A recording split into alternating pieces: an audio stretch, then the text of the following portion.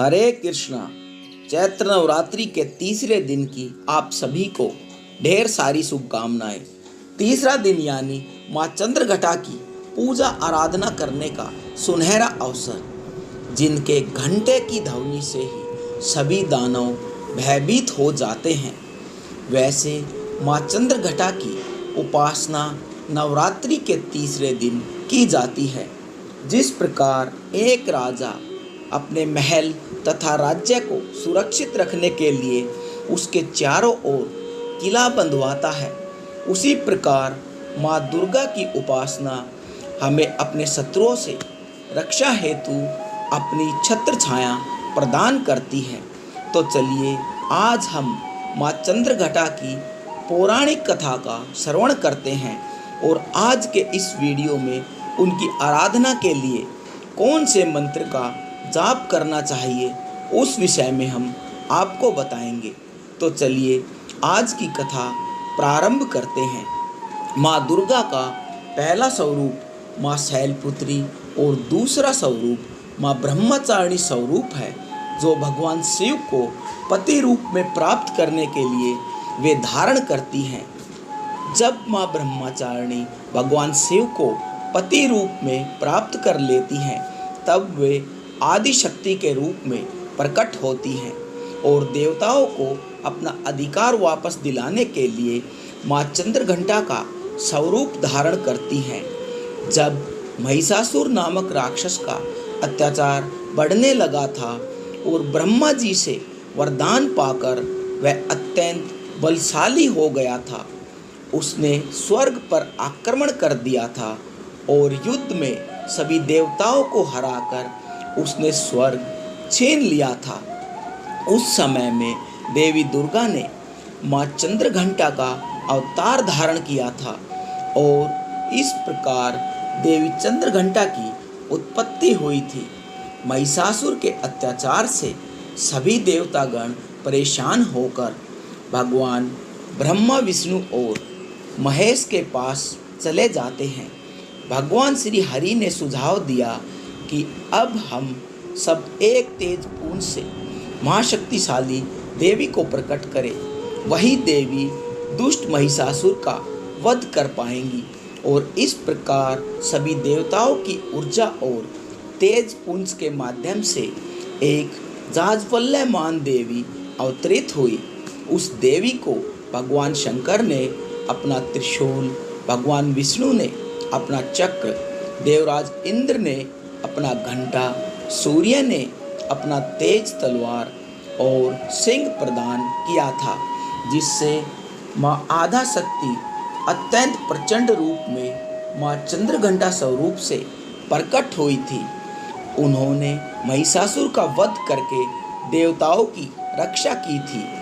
कहा जाता है कि देवी चंद्रघंटा ने राक्षस समूहों का संहार करने के लिए जैसे ही धनुष की टंकार की थी, तो उनकी ध्वनि गगन में गूंजने लगी और उसी समय माँ के वाहन सिंह ने भी दहाड़ना शुरू कर दिया था। तत्पश्चात माता ने घंटे की आवाज़ से उस ध्वनि को और बढ़ा दिया। धनुष की टंकार, सिंह की दहाड़ और घंटे की ध्वनि से संपूर्ण दिशाएं गूंज उठी। उस भयंकर शब्द और अपने प्रताप से देवी दुर्गा ने दैत्य समूहों का संहार किया और उन पर विजय प्राप्त की। माँ चंद्रघंटा असुरों के विनाश हेतु माँ दुर्गा के तृतीय स्वरूप में अवतरित हुई, जो भयंकर दैत्य सेनाओं का संहार करके देवताओं को उनका अधिकार दिलाती है। माँ चंद्रघंटा भक्तों को मन वांछित फल दिलाने वाली माता है। वे संपूर्ण जगत की पीड़ा का नाश करती हैं। माँ दुर्गा की तीसरी शक्ति यानी चंद्रघंटा। नवरात्रि उपासना में तीसरे दिन उन्हीं के विग्रह का पूजन और आराधन किया जाता है। इनका यह स्वरूप परम शांतिदायक और कल्याणकारी माना जाता है।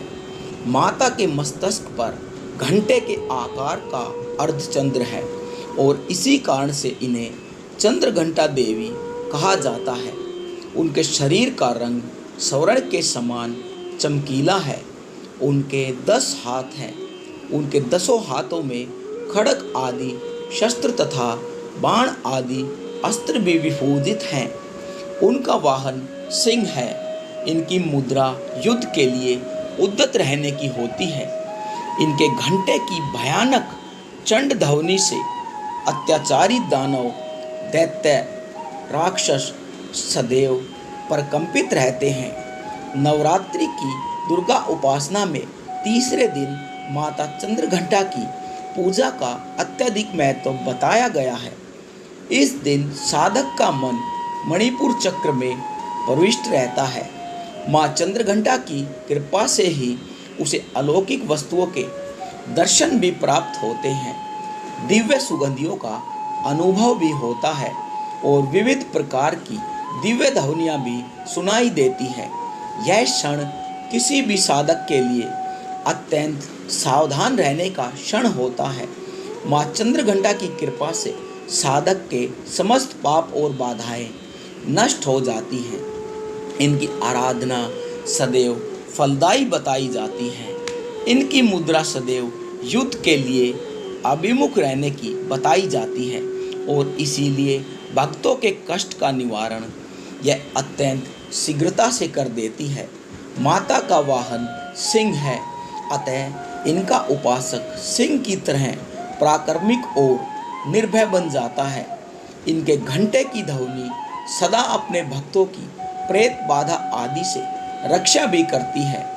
माता का ध्यान करते ही शरणागत की रक्षा के लिए इस घंटे की ध्वनि निनादित हो उठती है। दुष्टों का दमन और विनाश करने में सदैव तत्पर रहने के बाद भी माता का यह स्वरूप दर्शक और आराधक के लिए अत्यंत सौम्यता और शांति से परिपूर्ण होता है। माँ चंद्रघंटा की आराधना से प्राप्त होने वाला एक बहुत बड़ा सद्गुण यह भी है कि साधक में वीरता, निर्भयता के साथ ही सौम्यता और विनम्रता का भी विकास होता रहता है। उनके मुख, नेत्र और संपूर्ण काया में कांत गुण की वृद्धि भी होती है। उनके स्वर में दिव्य अलौकिक क्रिया का समावेश हो जाता है। माँ चंद्रघंटा के भक्त और उपासक जहाँ भी जाते हैं उन्हें देखकर लोग शांति और सुख का अनुभव करते हैं। ऐसे साधक के शरीर से दिव्य प्रकाश युक्त परमाणुओं का अदृश्य विकिरण होता रहता है और यह दिव्य क्रिया साधारण चक्षुओं से दिखाई नहीं देती है, लेकिन साधक और उसके संपर्क में आने वाले लोग इस बात का अनुभव अच्छी तरह से कर सकते हैं। इसलिए हमें चाहिए कि हम अपने मन, वचन, कर्म और काया को निहित विधि विधान के अनुसार पूर्णतः परिशुद्ध और पवित्र करके माँ चंद्रघंटा के शरणागत होकर उनकी उपासना और आराधना में तत्पर हो जाएं।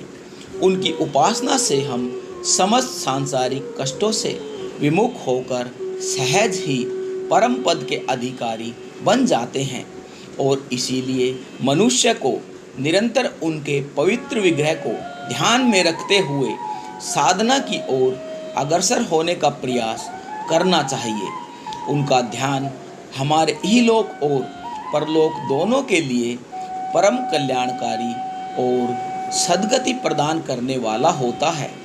माता चंद्रघंटा की पूजा करने के लिए प्रातः ब्रह्म मुहूर्त में उठकर स्नान इत्यादि से स्वच्छ हो जाना चाहिए। पूजा के स्थान पर गंगा जल छिड़कना चाहिए। फिर माँ चंद्रघंटा का ध्यान करके उनके समक्ष दीपक प्रज्वलित करना चाहिए। तत्पश्चात उनकी अक्षत, सिंदूर, पुष्प, धूप, दीप, गंध इत्यादि से पूजा भी करनी चाहिए।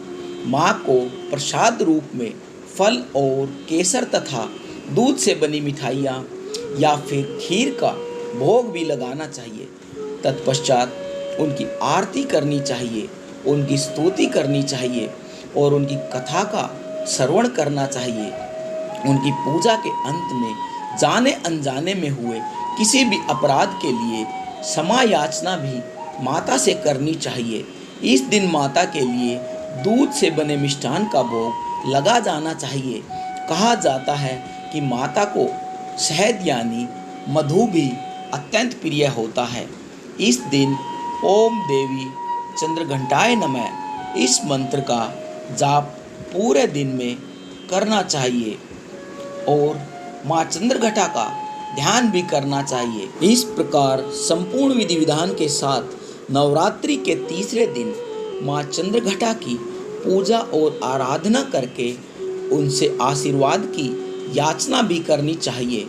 जिस प्रकार माँ भगवती ने नवदुर्गा का स्वरूप लेकर महिषासुर, धूम्रलोचन, चंडमुंड, शुभम, निशुंभ इत्यादि अनेक प्रकार के दानवों का नाश किया था, उसी प्रकार इस नवरात्रि के पावन अवसर पर माँ दुर्गा की आराधना करते हुए हम अपने अंदर के दानव का नाश करके परमधाम को प्राप्त कर सकते हैं।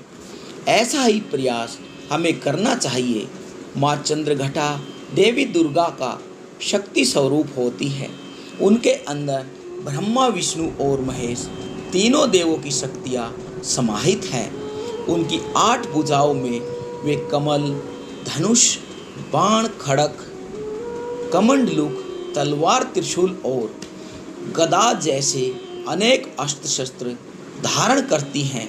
वे अपने गले में सफ़ेद फूलों की माला पहने माँ अपने मस्तक पर चंद्रमा के साथ ही रत्नजित मुकुट भी धारण करती हैं और सदैव युद्ध की मुद्रा में रहते हुए भी वे तंत्र साधना में लीन रहती है।